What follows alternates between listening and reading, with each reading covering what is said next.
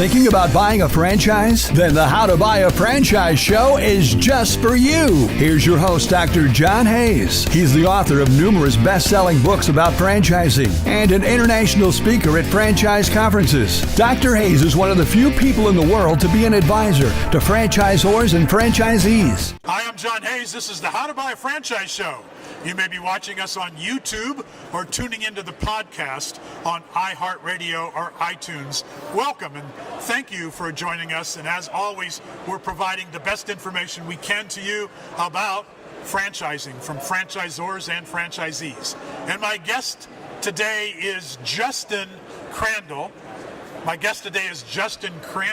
He's the franchisor of Robin Autopilot. Justin, welcome to the program. Thank you very much for having me. So, first of all, what is Robin Autopilot? It's brand new, so people don't know that name. Tell us what that's about. Yeah, so we are the world's first robotic lawn service. We have robots, much like a Roomba, that go out and do the mowing, and then we have a crew member who comes out every 2 weeks to do the edging and trimming and other lawn care services. So we've seen the robotic sweeper inside houses, and the robotic lawnmower looks pretty much like that sweeper. Yeah. And it does the work automatically. So do you need a crew involved, and how does that work? Yeah, so the robots will only do the mowing. They don't do edging, trimming, weeding, shrubs, and all the other things. Not yet, anyway. Not yet. They are working on those things. And all those things that a traditional landscaper does. So in Europe, they've already sold over 1 million of these robotic mowers as a consumer product. But in the U.S., we have much more of a service approach to landscaping. And so what we're doing is taking this robot and the efficiency of that and combining it with high-quality human crews on the higher margin types of services. And the crews are there to do the trimming, to do cleanup, whatever it might be. But does the lawnmower, the robot, stay in your yard all the time? So you own it. The consumer buys it, or they don't buy it. So essentially, they are paying a monthly fee that is similar to or less than a traditional landscaper. The robot does stay, and we maintain that robot. If the customer decides to cancel, we take the robot back and move it to the next property. And so if it rains or sleets or whatever, the robot doesn't care. No problem. It's out there in the yard someplace. Yep. And does it mow every day or whenever it wants to, or whenever you tell it to? Well, we program certain times, so it goes out and mows a little bit every day, but you could take Saturday off if you didn't want it mowing. They're quiet enough to mow at night. And so by mowing every day, though, you actually get a higher quality cut. And we described it almost looks like we invented grass that doesn't grow. Because every day you walk out your front door and your lawn looks exactly the same as it did the day before. Yeah, very good. Yeah. So this is a brand new franchise concept. Yes. Have you been in franchising? Is that how you came up with the idea? No, we've been more in the lawn care space. So we started Robin as more of an Uber for lawn care type of business in March of 2015. And in the first 2 years, we built that up from nothing to doing about 10,000 jobs a month, almost a $5 million run rate just in Houston, Austin, and Dallas. So we had this great success story, but very low margin and very difficult business to manage. So you mentioned rain. Typically with a landscaping crew, you've got 25 jobs on a crew schedule for that day. If it rains for one day, you can make them up on Saturday. If it rains for 2 or 3 days, you can't make the jobs up. The robots don't care. They can go out and mow in the rain, but also they'll wait out the 5 days, and on day 6, they go out and mow. And so we've reduced that inefficiency and that reliability problem due to weather, but also to crew or equipment issues. It's really kind of amazing, isn't it, that robots can, sweeping, running the vacuum in the house, okay, I can see a robot doing that. But out in the yard, it's amazing concept of what technology does. Well, we get questions around the safety, right? Because you're talking about spinning blades in an autonomous vehicle. Yes. But they're basically designed so that if they're lifted at all, the blades stop in about 1 second. There's a 3-inch gap on every side, so you can't get fingers or toes in there. And so they've got a remarkable track record of safety in Europe. They've actually been around for 20 years. There are more than 1 million of them that have been sold in Europe, less than 10,000 in the U.S. And if the dog starts chasing the robot, what happens? Usually they try to stay away from them, but if it runs into a dog or a person, it just bounces off and goes in a different direction. It bounces off, blades stop, turns, and goes another way. I've got 2 dogs. I've got a 90-pound lab and a 130-pound Rhodesian Ridgeback, and even they're a little afraid of it. But right, yeah. Okay. I was going to say, the robot doesn't want to mess with those dogs. So what's this cost-wise? I want a robot in my yard. I have 1 acre of lawn that needs to be mowed, and or half an acre or whatever, or a regular lot.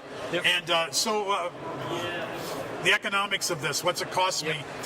So a typical quarter to half acre type of property, mower only is about $19 a week. If you want the edging and trimming service, it's $28 a week. And if you want full service with beds and shrubs, it's $37 a week. So typically that is the same or less than a traditional landscaper, because what we've done is we've taken a 3-man crew that used to come out every week and turned it into a 1-man crew in a car that comes out every 2 weeks to do edging and trimming. And so with that savings, we can pass that along to the customer. All right. And now let's talk about the economics of the franchise. You've not yet sold a franchise, or you're working on... Yep. You were on Shark Tank. Let's talk about that experience to see. And so that generated a lot of interest. And so talk a little bit about the Shark Tank experience. People want to know about that. What was good and what was not so good about that. Yep. Apparently you didn't get a deal. We didn't. Or you wouldn't be here talking to me, most likely. Maybe you would. We probably still would. Yeah. So what happened? How did that go? Yeah, so it was a fantastic experience, somewhat surreal to go out there. We had Mark Cuban and Richard Branson, so a couple of billionaires sitting there on stage with us.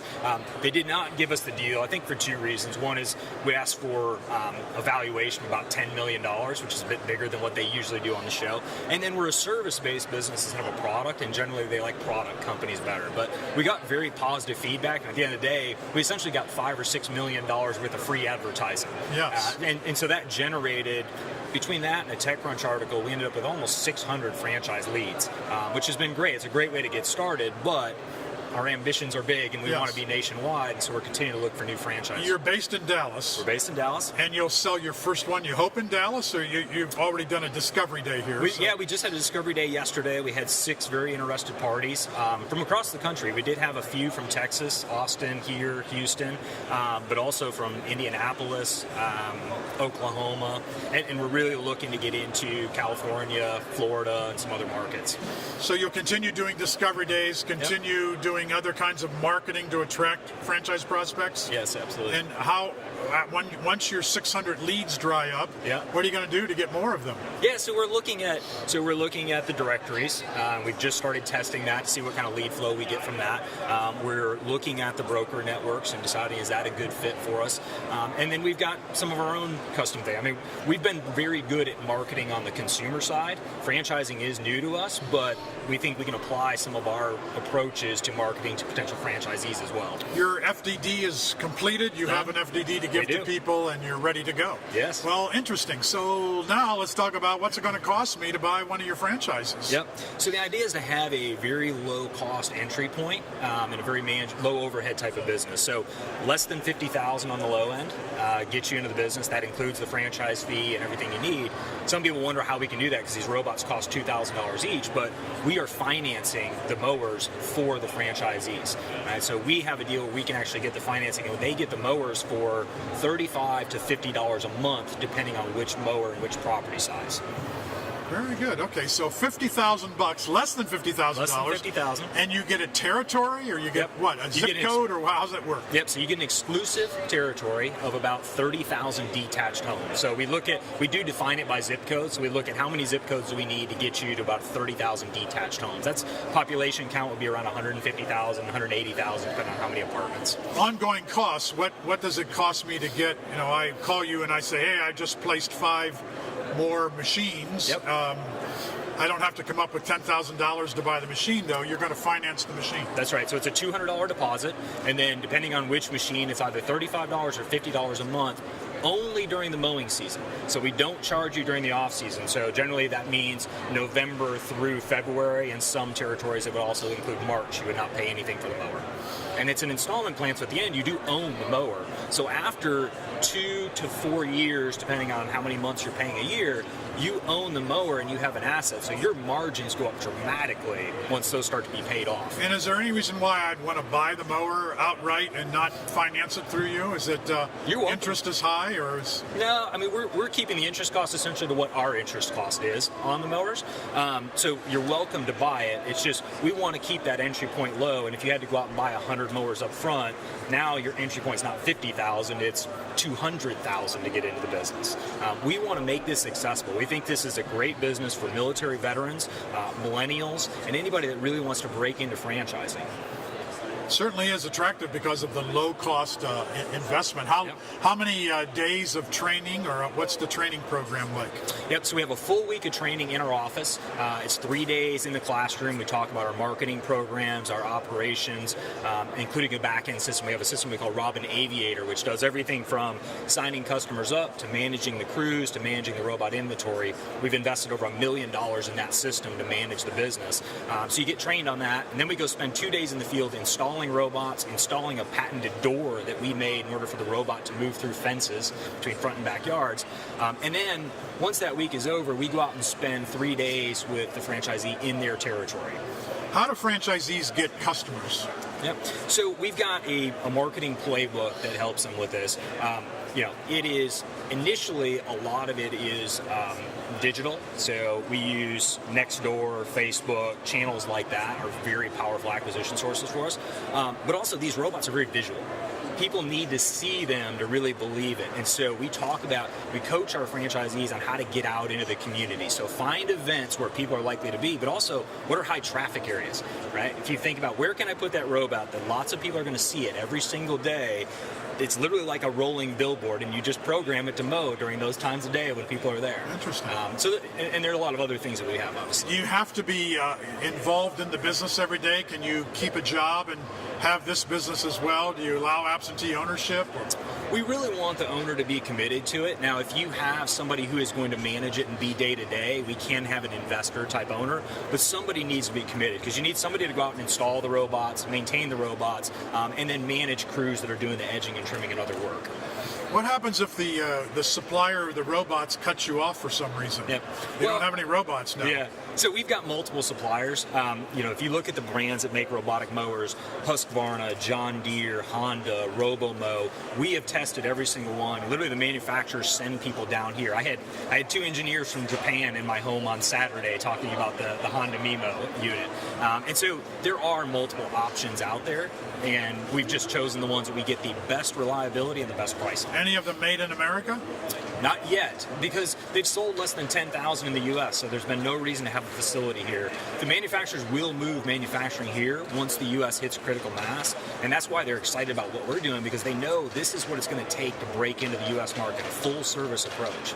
Very good. My guest has been Justin Crandall. He's are you the founder and CEO? Founder and CEO, yep. Founder and CEO of Robin Autopilot, based here in Dallas, looking for their first franchisee.